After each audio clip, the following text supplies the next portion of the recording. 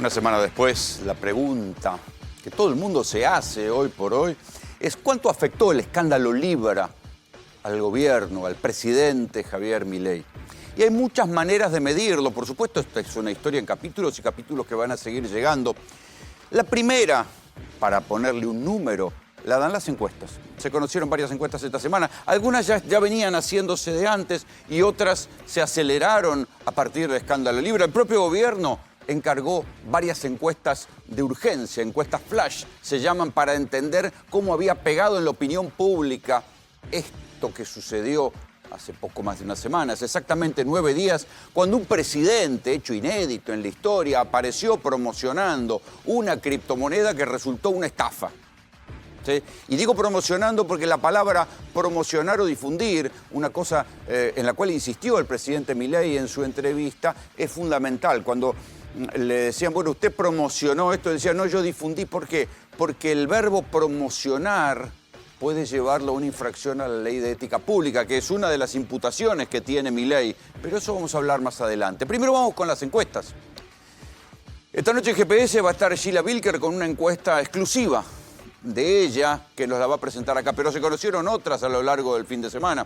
Se conoció, por ejemplo, una de Management and Fit, que dice que, por ejemplo, el 63% de la población considera responsable, no culpable, responsable, que algo sabía de la estafa de la criptomoneda al presidente Javier Milei.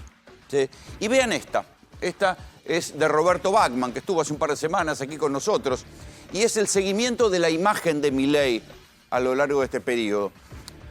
Y lo que se ve es que el cambio, la caída o el aumento de la imagen negativa de Milei es de 4 puntos. Claro, no parece mucho frente a tamaño escándalo, frente al primer escándalo grave que padece el presidente Javier Milei, 4 puntos no parece mucho, y por eso en el gobierno creen que el quilombo fue menos de lo que podría haber sido y respiran de alguna manera aliviados.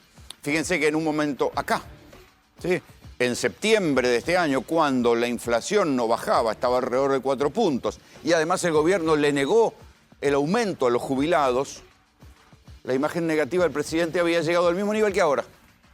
¿Sí? O sea que, pero después, con la baja de la inflación, con el blanqueo y la imagen negativa del presidente, bajó y sobre todo subió la positiva. Estamos en este punto, para el gobierno no es grave, y esto es lo que dicen los voceros cuando uno habla con ellos.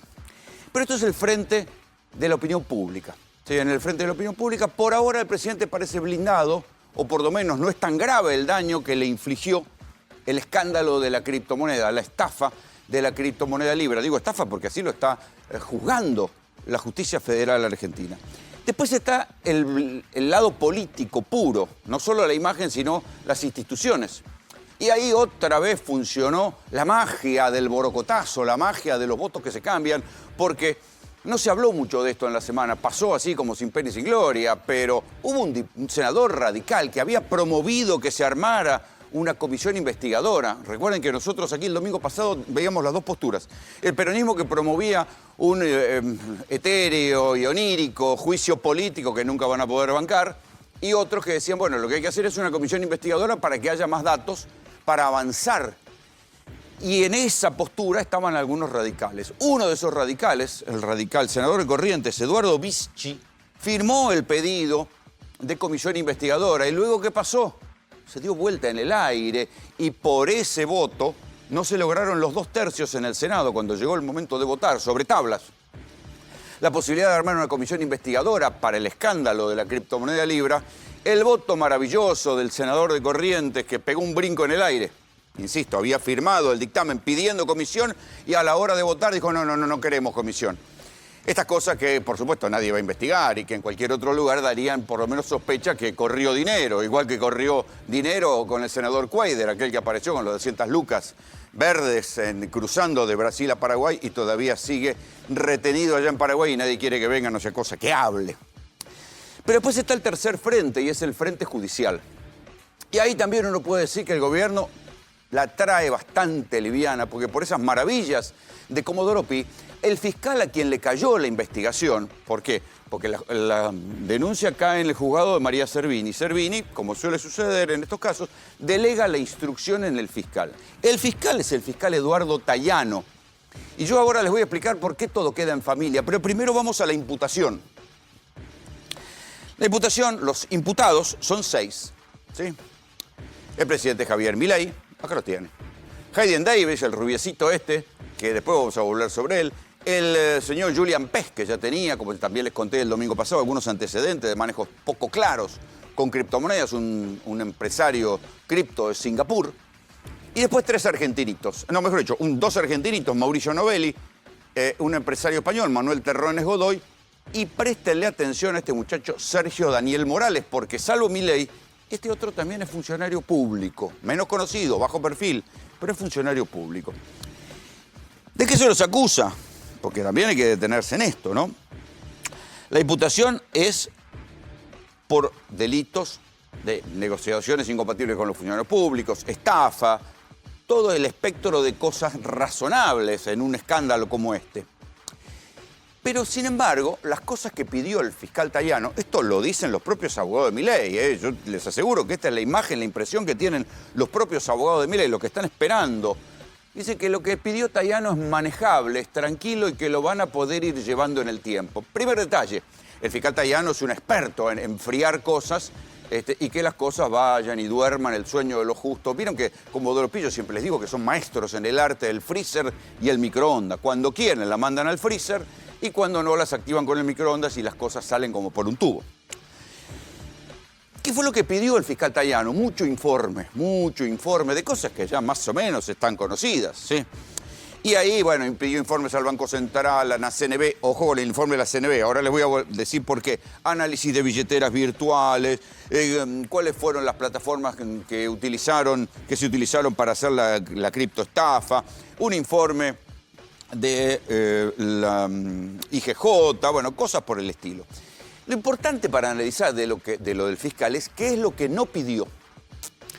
Y ahí sí uno puede decir, qué raro que un fiscal no haya pedido esto, porque en otro caso seguro lo hubieran pedido. ¿Qué es lo que no pidió el fiscal Tayano? Insisto, un maestro en el arte de enfriar causas. No pidió los teléfonos. En un quilombo como este, lo primero que hace es pedir los teléfonos a todo el mundo. Hasta para cualquier delito menor te piden los teléfonos. No, acá no pidió los teléfonos. Curiosamente no imputó a Karina Milei, que en todos los testimonios aparece recibiendo a buena parte de los involucrados en audiencias privadas. No imputó a Karina Milei. Tampoco pidió los registros de visitas, ni de Milei ni de Karina Milei, ¿sí? Todas estas medidas seguramente los denunciantes las van a pedir, pero andás a ver después cuándo se las dan, si se las conceden. Y en el gobierno celebran que no hayan pedido los teléfonos. Imagínense. Alberto Fernández, expresidente, fueron por una causa parecida, fueron y le agarraron los teléfonos. A Milei no. A Karina Milei ni le imputaron. Claro, uno puede decir que todo queda en familia. ¿Por qué les digo esto? Porque el fiscal Eduardo Tayano, insisto, un maestro en congelar causas y que vayan a dormir el sueño de los justos, es nada menos que el padre de un funcionario del gobierno nacional. ¿Sí? El hijo del fiscal Eduardo Tayano, que yo no sé por qué no se inhibió, no se corrió a un lado, no se apartó de la investigación. Habría que pensar si no hay un conflicto de intereses, pero bueno, parece que no, ustedes saben cómo es la Argentina, nada es un conflicto de intereses. El hijo del fiscal Eduardo Tayano se llama Federico Tayano y fue designado como jefe de la Unidad Ejecutora Especial Temporaria de Bienes Decomisados. Insisto, Unidad Especial Temporaria Ejecutora de Bienes Decomisados. Todas esas cosas que el gobierno quiere decomisó o quiere vender, está a cargo de Federico Tayano, el hijo del fiscal que tiene que investigar al imputado Javier Milei. Raro. Está bajo la órbita del jefe de gabinete de Guillermo Francos. Por eso les digo, todo queda en familia. Si uno repasa, porque ¿qué fue lo que pasó esta semana? La entrevista de Milei a Jonathan Viale, más allá del episodio que intervino Caputo, no, yo quiero atenerme a las declaraciones de Javier Milei. No dio ninguna, o sea, lo importante es lo que faltó, no dio ninguna buena explicación del milagro por el cual un presidente que no se despeinó y no le movió un pelo que cerraran 10.000 empresas sobre todo pymes, en lo que va del año, o en lo que va de su gobierno, en menos de 3 minutos ya estaba recomendando una inversión que resultó luego una estafa. Es raro, al menos. En 3 minutos. La moneda salió en un momento y a los 3 minutos ya estaba el tuit del presidente Milei con el contrato incluso promoviendo, insisto, promoviendo, que es la frase que el gobierno no quiere escuchar, la criptomoneda Libra, que resultó una estafa en apenas 3 horas. Raro. Pero cuando yo les digo que todo queda en familia, quiero volver un poquito a la placa de los imputados, ¿sí? Porque una de las cosas que pide el fiscal Tayano es informes a la CNV, a la Comisión Nacional de Valores. La Comisión Nacional de Valores en este momento, uno puede decir que al menos está haciendo cosas raras, porque la Comisión Nacional de Valores es la que tiene que ver con títulos, acciones, digamos, que tiene lo que pasa en la bolsa, es un ente regulador, es como la SEC en Estados Unidos. Sin embargo, la Comisión Nacional de Valores hace poco dio un dictamen extraño donde decía que Cositorto no era, para la CNV no había cometido ninguna irregularidad, al menos no se había inscrito en ninguna cosa que tuviera que ver con la autoridad regulatoria. Y entonces ahora, a la luz de lo que pasó con Cositorto, uno dice, con razón, estos muchachos son fans de las criptomonedas, de cualquier criptomoneda, y las avalan. Recordemos que las criptomonedas no son algo regulado por el Estado argentino, ¿sí?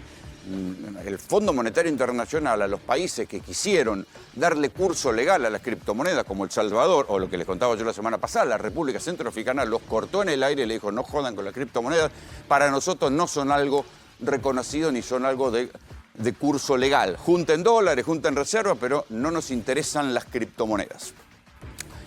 Sin embargo, como asesor de la Comisión Nacional de Valores, insisto, uno de los lugares donde el fiscal Tayano, que tiene el hijito laburando en el gobierno, pidió informes, es a la Comisión Nacional de Valores, donde está de asesor, ¿quién? Este muchacho, uno de los imputados. Raro, raro. Uno de los asesores del directorio de la CNV es uno de los imputados. Ustedes me decís, bueno, en este gobierno que te guillotinan por cualquier cosa, ya lo echaron. Está imputado. Por mucho menos que esto, sin haber tenido ninguna imputación. Milei ha echado a más de 100 funcionarios en un año de gestión. La semana anterior había guillotinado, como empezaron a utilizar el término guillotina, había guillotinado un montón a la hija de Cavallo por lo que había dicho el padre, al titular del ANSES, Mariano de los Celos, porque había adelantado las intenciones ocultas del gobierno respecto de bajar las jubilaciones o hacer una reforma jubilatoria. No, sin embargo, este que está imputado en algo que, según el propio Milei, fue un cachetazo para su imagen, a este no le aplicaron guillotina. Raro, es un funcionario, ¿eh? No le aplicaron guillotina.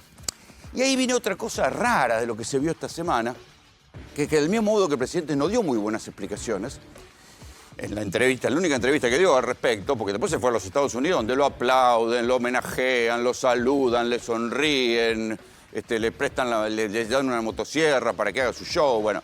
Pero acá, donde tiene que dar explicaciones, por lo menos ante la justicia, por más que uno imagina que la investigación va a ir lenta, acá no aplicó guillotina contra este muchacho y además estuvo muy cauteloso con todos a los que podría haber acusado de decir, che, viejo, me metieron en un quilombo, por lo menos.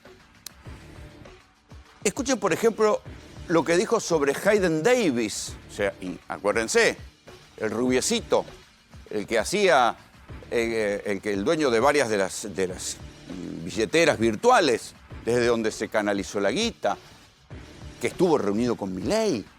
Escuchen lo que dijo Milei sobre Hayden Davis, a ver si lo tenemos por ahí. ¿Y cómo llegó a vos, Davis? Mira, el tema es el siguiente. Cuando fui a la FinTech, sí, digamos que organizó Mauricio Novelli, yo aquí lo conocía de hace mucho tiempo y que es un tipo hipercreativo. ¿Cuál es el punto? El punto organizó la FinTech y ahí básicamente, digamos, conocía a un montón de gente. O sea, Novelli. No, sí. Vos conociste a través de... No, pero en ese evento conocí gente muy interesante. Y por mucho menos que esto, el presidente Milei a lo largo de su año de gobierno, todos nosotros nos hemos espantado de la brutalidad con la que estigmatiza, acusa a la gente de mandril, ensobrado, estúpido, econochanta, los adjetivos diversos. Sin embargo, este muchacho, con quien estuvo reunido, que no puede decir que no lo conoce, no, mucha tranquilidad, mucha cautela, mano de seda. Sin embargo, y además no puede decir que no lo conoce, no, bueno, casi no lo conozco. Están los ingresos de Davis a la Casa Rosada, mejor dicho, el ingreso, ¿sí? Davis Heidenmark autoriza a Karina Milei. Fecha de entrada, 16 de julio del 2024. ¿Sí? Sin embargo, este muchacho volvió a la Argentina y enseguida les voy a contar a qué volvió. Porque anduvo por acá en noviembre y tiene varios ingresos a ver a Karina Milei. Pero uno solo, que es el de la foto, con Javier Milei. Hayden Davis tenía un contrato con el presidente Milei. Había un contrato, no con el presidente, con alguna instancia del gobierno. Volvemos a la placa de todos los imputados, ¿sí? Porque acá me parece que se empiezan a ver más claras algunas cosas que, insisto, yo no espero que las esclarezca la justicia. A este ritmo y con ese fiscal no esperemos demasiado. Pero Mauricio Novelli lo contrató en varias oportunidades, antes que fuera presidente, a Javier Milei, ¿sí? Para que promocionara, para que trabajara en una academia, cursos, no importa. Novelli es socio de Morales. Morales, insisto, es un asesor de la Comisión Nacional de Valores. Morales también es socio de Manuel Terrones Godoy, otro de los imputados. Este es un empresario español. Entonces, no solo Morales es uno de los imputados en la causa, sino que además es socio de quien fuera empleador y calculo que amigo de Milei, y es socio en otra empresa del empresario español. Sin embargo, a este no le aplicaron guillotina. Raro, raro. ¿A qué tiene miedo el gobierno? ¿O a qué tiene miedo el presidente que no lo echaron? Raro. Considerarán que son inocentes. Pero igual, por mucho menos que esto, a cualquiera que a Milei lo molestó, lo incomodó, afuera, como decía Donald Trump cuando estaba en El Aprendiz, lo echaba. You are fired, decía Donald Trump. Bueno, Milei no se metió demasiado con ninguno de estos muchachos. Y ahí es donde vienen incluso cuando uno escucha atentamente y entre líneas lo que dijo Hayden Davis, hay cosas que suenan como medio a amenaza. Dice, bueno, yo tengo 100 millones de dólares, estoy esperando que el gobierno me diga. Escuchen algunos de los fragmentos de Hayden Davis, por favor. Whether I refund people, they're still going to be fucking pissed, right? Refund people on a meme coin, which sounds insane. Or I inject back. People are going to be mad either way. This isn't like some random fucking scam. This isn't a scam. This is a plan gone very wrong at a presidential level. So until, and I told you off the record what I think is going to happen, or maybe it was on, I don't even remember at this point, until I have answers from Javier Milei, until I have answers from his group, until I get an actual real game plan, this is why I gave it a 48-hour window. It was like, until somebody presents a great plan besides some bullshit thing where it's going to take 6 months, if that's the right plan, I'll do it. No problem. Bueno, a lo largo de la semana se fueron conociendo algunas particularidades de este muchacho, el pelirrojito Hayden Davis, que son por lo menos llamativas. El tipo entró a casa de gobierno, ¿sí? Pero ahora cuando se lo busca en Estados Unidos dice que se presentó con diferentes identidades. Es verdad que era actor, no sé si este será un nombre artístico, Hayden Davis. El tipo era actor, había trabajado en el mercado de los videogames, después se metió en las criptomonedas, pero sin embargo en Estados Unidos consideran que tiene por lo menos 12 nombres diferentes. Raro. Entró igual a casa de gobierno, se ve que estaban muy confiados en quién era este muchacho porque lo dejaron pasar. Así le fue. Confiaron en él, lo metió en un flor de quilombo, que es una acusación por estafa. Pero el hermano de Hayden Davis apareció este fin de semana y dijo que había un contrato con el gobierno. El hermano de este muchacho, insisto, apareció y dijo que había un contrato, pero no lo dijo este fin de semana, en verdad. Este fin de semana se conoció lo que había dicho el hermano de Hayden Davis, Gideon Davis, pero lo había dicho en noviembre de este año. ¿Y cómo es posible? Ya en noviembre de este año el hermano hablaba de un contrato. Esto obviamente circuló en redes sociales porque alguien se acordó, capturó y vean. Gosh, even now. So how does the president of Argentina, I mean, how's he going to pull this through? Yeah, we'll see. We'll see what ends up happening over in Argentina. I haven't been in person yet. My brother's been a couple times, so I'm excited to go.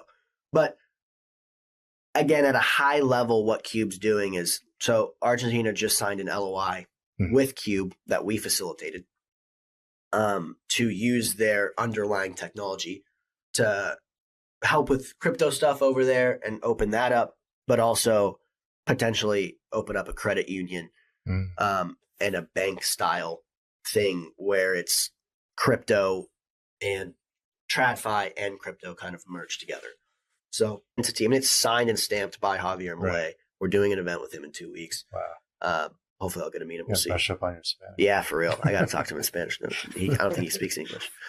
I think it's the first foreign entity LOI that either Milei, I think it might be all of Bueno, Argentina. sabrán disculpar, es una traducción por inteligencia artificial, pero lo fundamental ya está dicho. Dice, había un contrato, mi hermano tiene un contrato con el presidente Javier Milei. ¿De qué estamos hablando con el presidente? El presidente no puede firmar un contrato por la Argentina con una empresa para hacer algo, una empresa de criptomonedas. No se puede hacer. Y si lo hizo, y si existe, el quilombo crecería. Esta semana aparecieron un par de notas periodísticas que confirmaban la existencia de este contrato.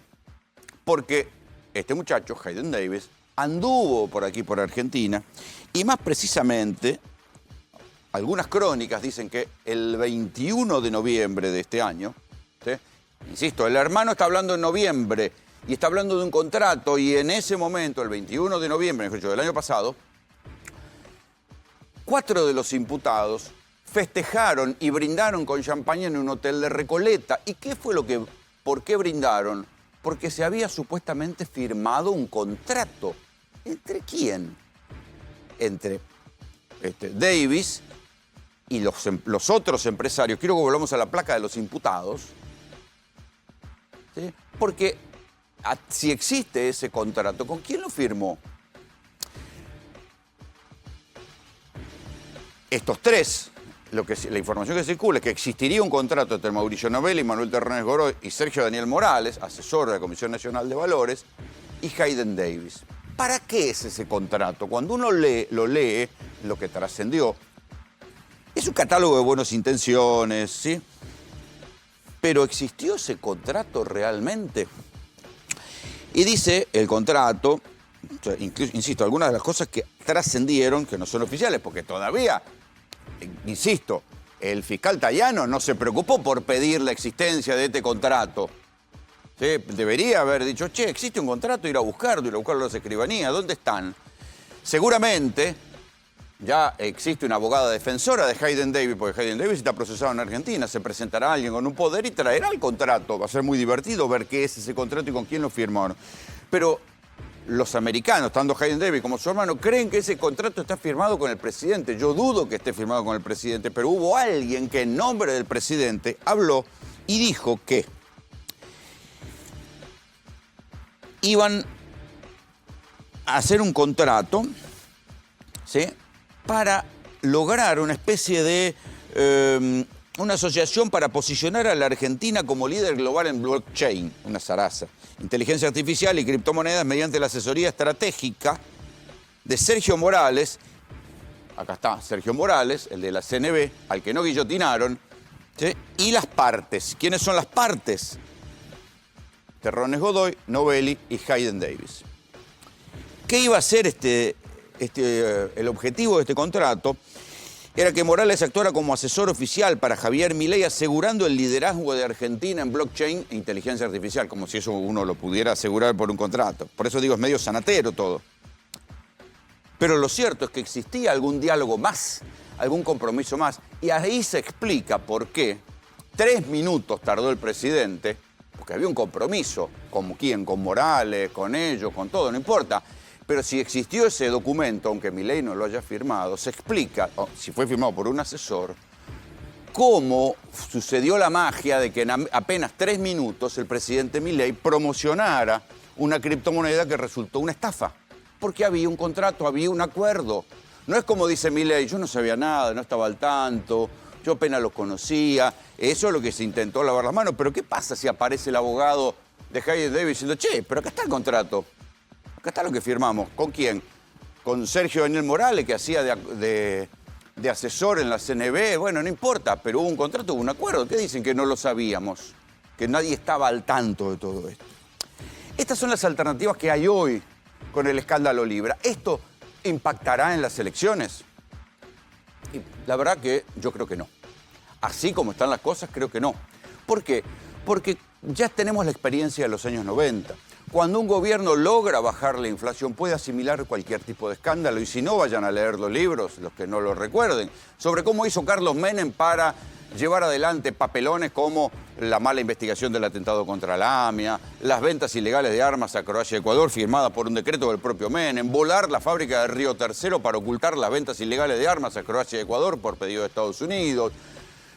La relación con Yabran, nada más escandaloso que la relación de Menem con Yabran, y sin embargo Menem siguió ganando elecciones porque tenía el capital de haber logrado bajar la inflación. ¿Sí? Es verdad también que la baja de la inflación que logró hasta ahora Javier Milei no es la misma de la de Menem. La inflación de Menem estaba en el 0,1, 0,2, 0,3, a veces incluso había deflación en aquellos tiempos. Y en todo caso había un poquito más de actividad económica. La baja de la inflación que logró ahora Milei se parece a la inflación de Macri. O sea, recuerden que la inflación de un 2% mensual era la que tenía Macri, y Macri en los dos peores años, entre 2018 y 2019, donde había un cuadro muy parecido a este. Una inflación que rondaba el 2%, una inflación de costos. ¿Sí? Estos son los 2 años finales de Macri. Es un cuadro muy parecido al que hay hoy. Una inflación que ronda el 2%. Macri también se jactaba de que no había déficit fiscal. Sí, que en todo caso lo que había era déficit financiero, déficit producto de lo que tenían que pagar de deuda, pero no había déficit fiscal, que tampoco estaban emitiendo dinero, como dice Milei. Sin embargo, la inflación fue alta, fue del 47,6, 52,5, y fue una inflación con recesión, igual que está pasando ahora. Y si no, vamos a hablar en un ratito, piensen en la postal de la caída de supermercados. Algunas encuestadoras privadas, que a esta altura, no sé si nos están midiendo mejor que el INDEC, dicen que cayó un 10% enero contra enero 2024, enero contra enero 2025, el consumo en los supermercados. Ya gobernaba Milei el año pasado y ya había caído el consumo en los supermercados, y sin embargo volvió a bajar a lo largo de un año, enero contra enero. Y no es que la gente se fue masivamente de vacaciones, en fin, se verá en febrero eso, pero esa es la situación de hoy. O sea, la verdadera apuesta, la verdad de lo que va a pasar en las elecciones depende de la economía, no de los escándalos. Ahí sí que hay una lección de los 90 para aprender. Y mientras tanto, otra vez, como Macri, insisto, no como Menem, como Macri, Milei está dependiendo del Fondo Monetario Internacional que le mande ¿cuánto? 10.000, 12.000 millones de dólares. Pero el presidente que dice que los que gastan más plata de la que tienen en el Estado son degenerados fiscales, se comporta como una especie de degenerado cambiario, porque ha quemado reservas, y esto no lo dice la oposición, lo dice un informe del JP Morgan, de uno de los bancos especialistas en carry trade. El informe del JP Morgan dice que en lo que va de el gobierno utilizó casi 40.000 millones de dólares, 38.000 para ser más exactos, para hacer el dólar blend y para mantener el dólar oficial pisado. O sea, es un plan antiinflacionario carísimo para un país como la Argentina, que no tiene reservas.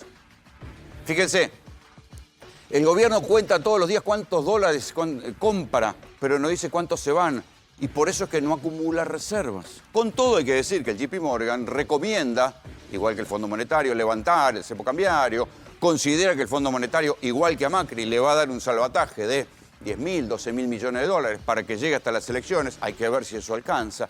Pero ahí está la clave de lo que puede pasar en las elecciones, no en el escándalo Libra. El escándalo Libra será una conversación de algún punto. Insisto, lo que les contaba en el comienzo de la editorial, 4 puntos se siente en las encuestas. Esto puede generar que el debate sea diferente respecto del prestigio de Milei, que venía llevándose por delante y levantándole el dedo a todo el mundo. Puede ser, pero la verdad está en la economía. Y la verdad en la Argentina está en la inflación. Si el gobierno, con forceps, como sea, sentándose encima de los dólares o como sea, logra mantener la inflación baja, le va a ir bien en las elecciones. Algunos votarán en contra por la recesión, por lo que están viviendo con el desempleo, pero otros celebrarán la inflación, como la celebraron, la baja de la inflación, como la celebraron en los 90. Bienvenidos, esto es GPS.